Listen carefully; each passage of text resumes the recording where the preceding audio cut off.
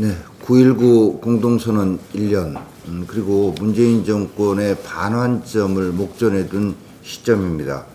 돌이켜보면 이 문재인 정권이 출범할 때 국민들께 여러 가지 약속했습니다. 근데 이 사람들 그중에서도 가장 강조하고 내세운 것이 일자리와 공정과 평화였습니다. 그런데 일자리 어떻습니까? 이미 실패해서 김동연 전 부총리, 장하성 실장 물러났고 이제 홍남기 부총리에게도 책임을 묻지 않을 수 없는 상황까지 왔습니다. 공정은 또 어떻습니까? 조국이라고 하는 위선과 거짓, 대명사 법무장관 임명하면서 이들이 내세우는 공정이 얼마나 정말 가식이었는지 그런 것들이 드러나고 있습니다. 평화와 관련해서는 어떻습니까?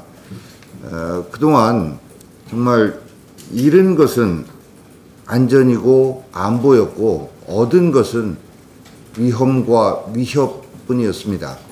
그렇다면 이것에 대해서도 책임을 물어야 되지 않겠습니까? 저는 국민의 안전보장과 관련해서 정말 그동안에 북한의 핵 미사일 이 능력만 고도화시켜주고 한 일이라고는 GP 철거 쇼를 비롯한 셀프 무장해제 그리고 남북 철도와 관련해서 착공 없는 착공식 이렇게 쇼로 일관하면서 국민을 위험에 빠뜨린 이 책임자들 문정인 그리고 정경두, 정의용, 강경화 이 네 사람 대통령이 정말 바로 책임을 물어서 파면하고 대통령 스스로도 국민 앞에 사죄해야 된다라고 하는 말씀을 드립니다. 어제 당정이 소위 재산비례 벌금제 도입을 추진하겠다라고 밝혔습니다. 이 문재인 정권이 급하긴 급한 모양입니다. 총선 때 써먹으려고 준비해놨던 이 파퓰리즘 보따리를 서둘러서 마구 풀어 제끼고 있습니다. 전월세와 관련해서도 마찬가지입니다만 이 재산비례 벌금제 역시도 이 조국 사태로 인해서 궁지에 몰리니까 이 조국 물타기 하는 차원에서 급하게 이렇게 풀어 제낀 총선용 보따리, 파퓰리즘 보따리라고 보여집니다.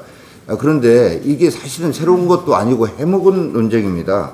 이미 1986년도부터 이 제도 도입을 검토하다가 정말로 문제점이 많아서 못한 이런 제도입니다. 지금 문재인 정권이 급하게 쏟아내는 대부분의 정책이 사실은 새로운 것이 아니고 수없이 얘기됐지만 문제점이 너무나 많아서 안 하거나 못한 이런 일들을 국민을 속이기 위해서 지금 계속해서 연쇄적으로 발표하고 있는 것이다라는 말씀을 드립니다. 일단 이 제도 도입하려면 대대적인 형법 개정이 필요합니다.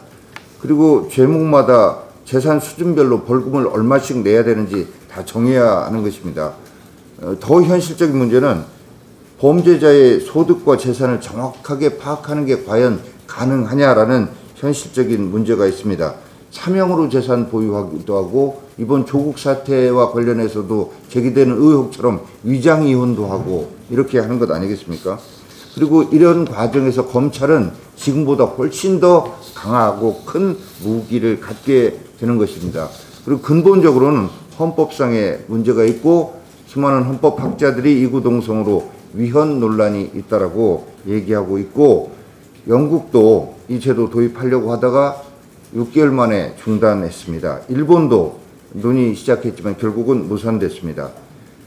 이런 제도를 가지고 국민을 현혹하고 눈속임하려고 하는 조국 물타기 총선용 쇼 즉각 멈추기 바랍니다.